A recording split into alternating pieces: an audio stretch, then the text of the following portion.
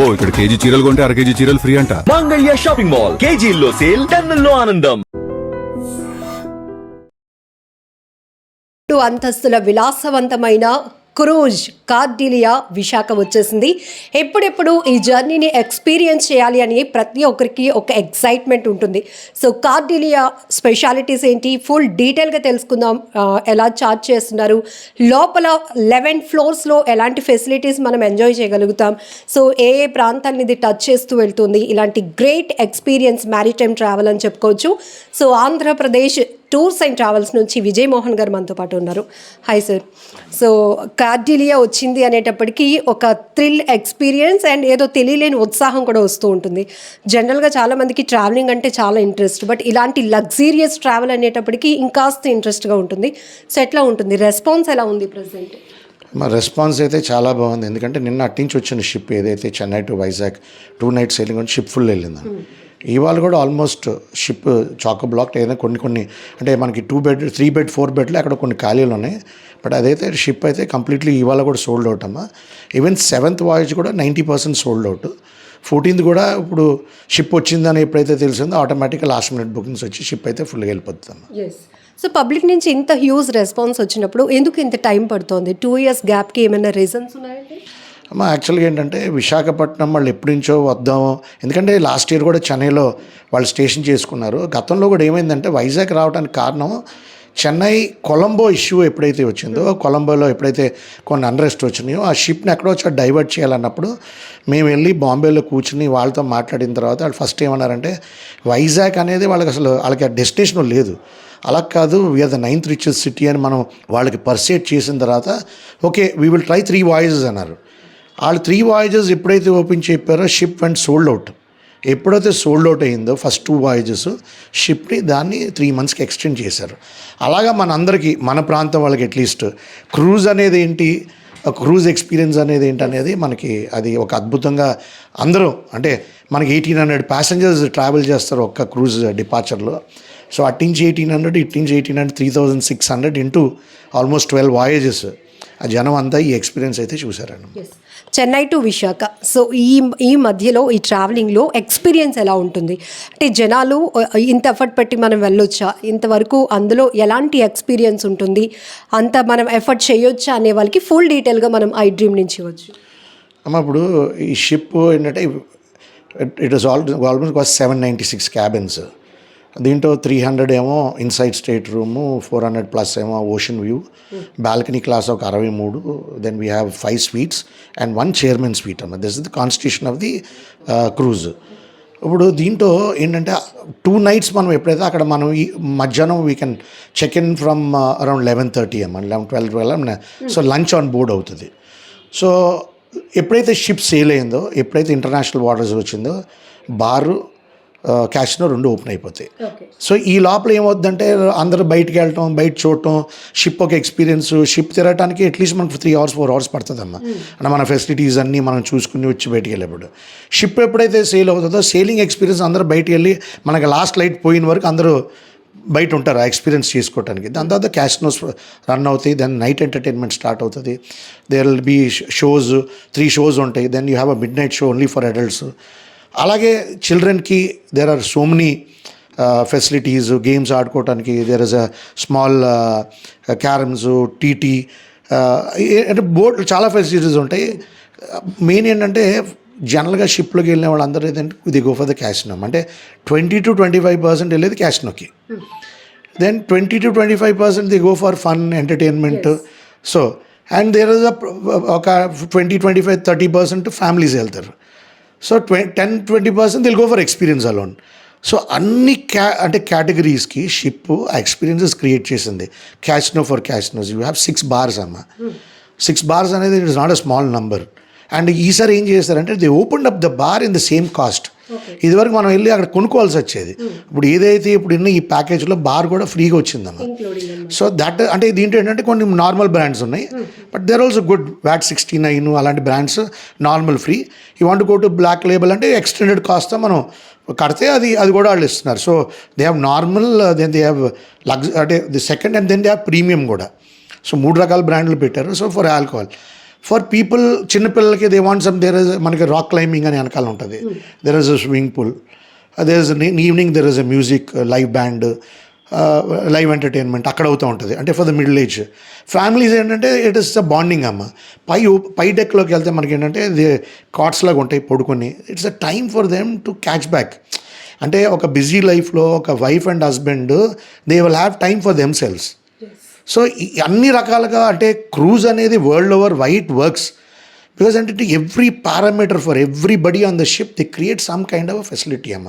Food వరకు వచ్చినప్పుడు కూడా they have 2 restaurants which are buffet, one on the top and one on the 4th floor అనుకుంటా, 3rd or 4th floor. Then they will have one specialty restaurant which gives you all specialty dining. So ఇవన్నీ facilities ఉండటం వల్ల ఇప్పుడు ఏంటంటే మనం ship బయలుదేరేపటి అర్థమయ్యేపటి రాత్రి 9-10 అయిపోద్దమ్మా. So కిందకు వచ్చి షోస్ చూస్తాం, రాత్రి 2ంటికి వెళ్ళి పడుకుంటాం, నెక్స్ట్ రోజు మార్నింగ్ ప్రతి వాళ్ళకి ఏంటంటే ఆ షిప్ నిజంగా పొద్దునపూట వెళ్తున్నప్పుడు సేలింగ్ చూడాలి అనేది చాలామంది వెళ్తారు. సో మనకి ఎప్పుడైతే సేలింగ్ జరుగుతుందో మార్నింగ్ టైం అందరికీ మనకు ఆ ఎక్స్పీరియన్స్ వస్తుంది. సో సేలింగ్ అయిపోయింది, నైట్ అగైన్ రాగానే you go back to entertainment. మళ్ళీ మన వైజాగ్ రాగానే I'm seeing the Vizag she shore.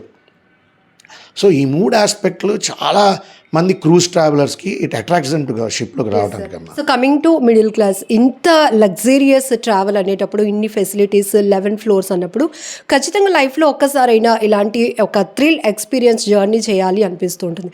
So present అయితే ఫ్యామిలీతో పాటు కూడా వెళ్ళటానికి చాలామంది ఇంట్రెస్ట్ చూపినప్పుడు ఫ్యామిలీ ప్యాకేజెస్ అంటూ ఏమైనా స్పెషల్గా ఉంటాయి సార్, లేకపోతే కిడ్స్కి కానీ లేకపోతే పెద్దవాళ్ళకి ఎట్లా చార్జ్ చేస్తున్నారు? అంటే ఇదమ్మా just like a 3rd AC train అమ్మా, 2nd AC ట్రైన్. 2 పీపుల్కి దే విల్ ఓన్లీ 2 క్యాబిన్ ఉంటుంది. సో కొన్ని క్యాబిన్స్ ఏంటంటే పైన అప్పర్ అయ్యి ఉంటాయి, మనం ఇలా తీసి ఫ్లాప్ చేసి దాని మీద ఎక్కి సేమ్ 2nd ACలో ఎలా ఎక్కుతామో అలాగే ఉంటుంది. సో చిల్డ్రన్కి ఏంటంటే మనకి ఇప్పుడు నార్మల్గా సపోజ్ మనకి 10,000 అమ్ముతున్నారు అనుకో, చిల్డ్రన్కి 7,000 అమ్ముతారు. 7,000 ఎందుకు అమ్ముతారంటే అంటే నేను పర్ డే కాస్టింగ్ చెప్తున్నాను. ఎందుకు అమ్ముతారంటే it gives them all the meals, it gives them all the facilities. అక్క మిడ్ నైట్ షో తప్ప పిల్లలు బెవరేజెస్ నడుస్తూ ఉంటాయి, కూల్ డ్రింక్స్ నడుతాయి. బట్ మిడ్ నైట్ చాలామంది ఏంటంటే నేను చూస్తాను 12 o'clock పిల్లలు లేచి ఉండి డెక్ మీద ఉండి వెళ్ళి ఆ కేకులు అంటే small kind of multiple snack పెడతారు. నేను మిడ్ నైట్ నేను వెళ్ళిన ఈ క్వార్డిలియాలో or even other experience other cruises చిన్నగా ఈ 11 o'clock 12 o'clock పిజ్జాలు, చిన్న పిజ్జాస్, చిన్న బన్స్, చికెన్ బన్ను ఇలాంటివన్నీ పెడతారమ్మా. పిల్లలు అక్కడే ఉంటారు, ద హోల్ క్రౌడ్. సో చాలామంది పిల్లలు they will be waiting forward for that 11 o'clock. Night తినరు, ఆ 11 o'clock కేక్స్, బన్స్, పిజ్జాలు, బర్గర్లు వాటికి వెయిట్ చేస్తూ ఉంటారు. So children will have lot of entertainment. Main ఏంటంటే మిడిల్ క్లాస్కి మనం వెళ్ళి యూరోప్లో వెళ్ళి ఎక్కాలన్నా వీసాలు రావాలి, సింగపూర్ వెళ్ళాలంటే ఇది ఒక ఫ్లైట్, మళ్ళీ అక్కడ హోటల్ అకామిడేషన్స్ ఇవన్నీ ఉంటాయి. కాబట్టి ఇండియాలో ఒక క్రూజ్ లైనర్ ఉండటం వల్ల ఏంటంటే క్రూజింగ్ ఎక్స్పీరియన్స్ ఏదైతే ఉందో ప్లస్ ఈ ప్రైస్ ఈ ఇచ్చిన ప్రైస్ అయితే it is very reachable in the middle class community అమ్మ. ఇప్పుడు వాళ్ళు నన్ను డ్రాప్ చేశారు 34,800 they were selling the cabins. That is almost 17,000 plus, చైల్డ్కి 7,000. So 34 plus 28 it is very much reachable for a 2 nights. Bookings demand ఎట్లా ఉంది sir? ఇమీడియట్గా అయిపోతుందా, లేకపోతే ప్రీ అడ్వాన్స్గా బుక్ చేసుకునే వాళ్ళకి ఏమైనా కాస్ట్ తగ్గే అవకాశం కూడా ఉంటుందా? అక్కడ actually the cruise I felt they failed in there strategy of selling అమ్మ. ముందేమో హై ప్రైస్ పెట్టారు, ఇప్పుడేమో లో ప్రైస్ పెడుతున్నారు. ఇదేమవుద్దంటే వాళ్ళకి అది బ్యాడ్ ప్రెసిడెంట్. ఫస్ట్లో లో ప్రైస్ పెట్టుకొని తర్వాత వాళ్ళు ఇంక్రీజ్ చేసుకోవాలి. ఇప్పుడు ఏమవుద్దంటే నెక్స్ట్ టైం మేము అమ్మినప్పుడు మేము చాలామందికి అమ్మాం 22, 24 అదే 44,000 40. ఇప్పుడు ఎప్పుడైతే అది పడిపోయిందో వాళ్ళకి నిజంగా మా దగ్గర ఆన్సర్ లేదు, అయ్యో కాస్త వెయిట్ చేసిన బాగున్ను అనేది వస్తుంది. అలాగనే క్రూజ్ సోల్డ్ అవుట్ అయిపోతే క్రూజ్ ఉండదు. బట్ ఓవరాల్ ఏంటంటే మాన్సూన్ టైంలో వీళ్ళు తీసుకురావడం వల్ల ఎంతో కొంత క్రూజ్ బుకింగ్స్ కొంచెం స్లో అయినాయి అమ్మా. ఎందుకంటే అందరికీ ఉంటుంది కదా మా వర్షాలు పడుతూ ఉంటాయి, మనకి ఏం ఎక్స్పీరియన్స్ ఉంటుంది అనే దాని మీద కొంచెం స్లో అయింది. బట్ నాకు తెలిసి ఆల్ ఈ వచ్చిన 6 voyages in and out they will all go full అమ్మ. సో గవర్నమెంట్ కూడా చెప్తుంది క్రూజ్ టూరిజంని ఎక్కువగా మనం ఫోకస్ చేస్తున్నాం, డెవలప్ చేస్తున్నామని. But what they need sir అంటే ఎలా డెవలప్ అవ్వాలి అన్న, పబ్లిక్లోనికి వెళ్ళాలన్నా అది గవర్నమెంట్కి సంబంధించి ఒక డెవలప్మెంట్కి ఒక ముందు స్టెప్ అవ్వాలి అన్నా కూడా ఎలాంటి ఫెసిలిటీస్ ఎక్స్పెక్ట్ చేస్తున్నారు? మన సీఎం చంద్రబాబు నాయుడు గారు అలాగే దుర్గేష్ గారు మన టూరిజం మినిస్టర్ గారు అలాగే అమర్పాలి గారు, అజయ్ జైన్ గారు వీళ్ళందరూ అంటే ఇది ఒకసారి కాదమ్మా, అట్లీస్ట్ లాస్ట్ 1 yearలో ఒక 4 to 5 times క్రూజ్ టూరిజం అనేది మనం కాన్సన్ట్రేట్ చేయాలి అనేది అందరూ భావించారు. ఎందుకంటే మనం కూడా ఇన్వెస్ట్ చేసాం ఇక్కడ ఒక క్రూజ్ టెర్మినల్లో. సో గవర్నమెంట్ కూడా, ఆంధ్రప్రదేశ్ గవర్నమెంట్ కూడా was a stake holder in that along with port and central government. So ఈ క్రూజ్ టూరిజం మీద ఏంటంటమ్మా, నాకు తెలిసి ఓవర్ ద నెక్స్ట్ 1 year దీని మీద, ఎందుకంటే మొన్న మనకి టూరిజం కాన్క్లేవ్లో కూడా సీఎం గారు స్టేజ్ మీద కూడా ఈ క్రూజ్ టూరిజం అనేది చాలా ఎసెన్షియల్. అలాగే లోకల్ క్రూజెస్ అంటే ఈ క్రూజెస్కి కొన్ని స్పెసిఫికేషన్స్ ఉన్నాయమ్మా. ఇండియా క్రూజెస్ మనం ఇంకా స్టార్ట్ చేయాలి. అంటే ఎలాగంటే ఇక్కడ నుంచి పారదీప్ నుంచి చెన్నై అంటే మనకి పెద్ద ఉండక్కర్లేదు. You have small. ఇప్పుడు మనం ఫర్ ఎగ్జాంపుల్ మనకి గ్యాంజెస్లో, బ్రహ్మపుత్రలో we see cruise liners now, అంటే బట్ చిన్న క్రూజ్ లైనర్స్. అలాగే మనకు 100-150 క్రూజ్ లైన్ క్యాబిన్స్ ఉన్న క్రూజ్ లైనర్లు కూడా వస్తాయమ్మా మనకి స్లోగా. అంటే it will take some time. ఇప్పుడు 2027 ఐటినరీ ఆల్రెడీ రెడీ అయిపోయింది వాళ్ళకి. అంటే 2027 వరకు వాళ్ళు దేర్ సోల్డ్ అవుట్. సో మనం ఒక క్రూజ్ని ఇక్కడ పట్టరావాలి అనుకుంటూ 2028లోనే తీసుకురాగలం. మన టార్గెట్ ఏమవ్వాలంటే రీలొకేషన్ క్రూజెస్ అని ఉంటాయమ్మా. ఎలాగంటే యూరోప్ నుంచి the ships coming to China, అంటే 6 నెలలకు మారుతూ ఉంటాయి. సింగపూరు, హాంకాంగ్, చైనాకి క్రూజెస్ వస్తూ ఉంటాయి. దాన్ని రీలొకేషన్ క్రూజెస్ అంటాం. అదేంటంటే the sale from Europe, Bombay to Goa వచ్చి, గోవా టు కొచ్చిన్ వచ్చి సింగపూర్ వెళ్ళిపోతున్నాయి. అదే షిప్ని మనం కన్విన్స్ చేసి we should get them to Visakhapatnam. So Visakhapatnam to Thailand is a straight line అమ్మా. మీరు మ్యాప్ తీసి చూస్తే Vizag is in straight line to Bangkok. ఎందుకంటే మీరు ఏ ఫ్లైట్, ఎయిర్వేస్ ఫ్లైట్లు కానీ ఏ ఫ్లైట్లు వెళ్ళినా going to Thailand night time వెళ్తే మన వైజాగ్ స్కై మీదే వెళ్తాయి అన్నీ. So we are in straight line. So దాన్ని దృష్టిలో పెట్టుకొని మనం డ్రీమ్ క్రూజెస్ అనేది it is the biggest cruise liner in the Asian block అమ్మా. ఏషియన్లో వాళ్ళకి అంటే ఇదివరకు స్టార్ క్రూజ్ అనేవాళ్ళం, వాళ్ళకి 16 క్రూజులు ఉన్నాయి. ఫస్ట్ ఎఫర్ట్గా మనం ముందు వాళ్ళ దగ్గరికి వెళ్ళాలి. మనం వాళ్ళని why don't you start packages from Thailand to India. Vizag is your closest bet. అలాగే ఇక్కడి నుంచి థాయిలాండ్ వెళ్ళినప్పుడు మన వాళ్ళు అందరూ వెళ్తారు ఎక్స్పీరియన్స్కి.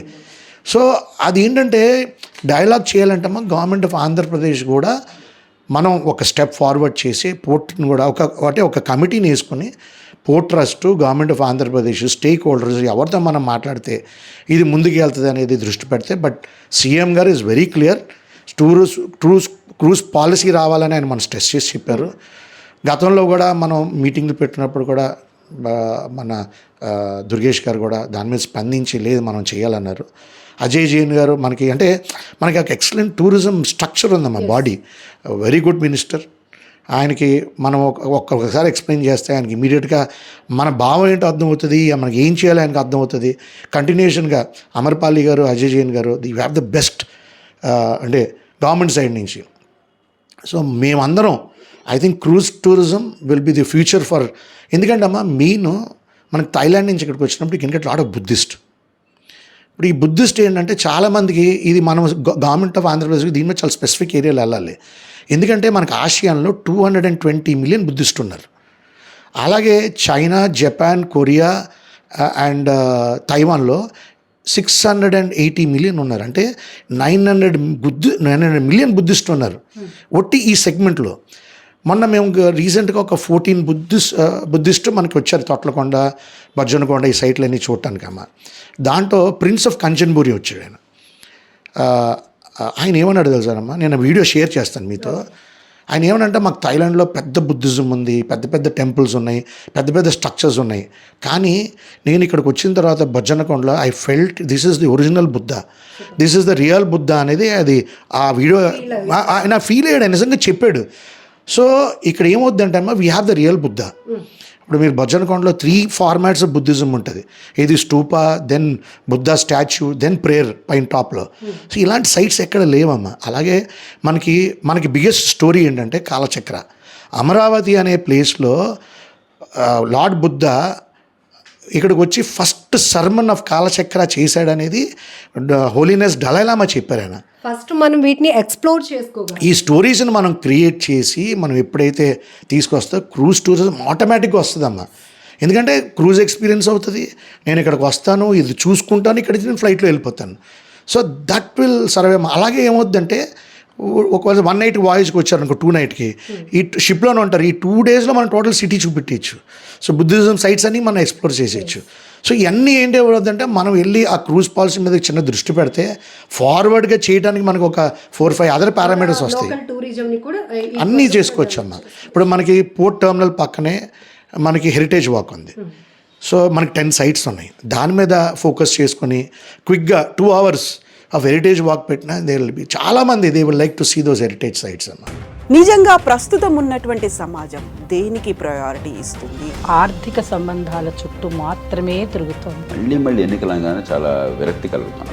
మంచి అనిపిస్తుంది కదా, లేడీస్ కూడా ఛాలెంజింగ్ జాబ్స్ చేసినప్పుడు చాలా బాగుంటది. ట్రాఫిక్ అసిస్టెంట్స్ గా నియమించిన ట్రాన్స్జెండర్స్ అందరితో సాల్యూట్ చేయించుకుంటున్నారు. ఫుడ్ డెలివరీ ఇవ్వటానికి వెళ్ళినటువంటి డెలివరీ బాయ్ అనిల్ పై కళ్ళ ముందు పెళ్ళండి